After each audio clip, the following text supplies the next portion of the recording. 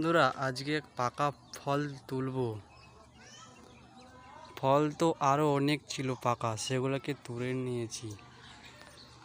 আজকে আর একটা তুলবো, আর সেটাকে কাটে দেখবো কেমন আছে ভিতরটা। বন্ধুরা আপনারা কিন্তু কাটার দিয়ে কাটতে পারেন, কিন্তু আমি এটাকে হাত দিয়ে তুলবো এমনি।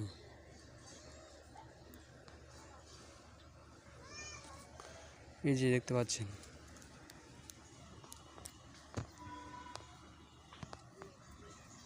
হাত দিয়ে এই একটু এখানে ঘোরালেই ছুটে যাবে।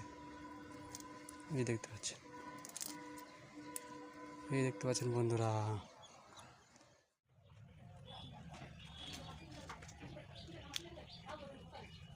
বাহ, কালার কিন্তু অসাধারণ হয়েছে।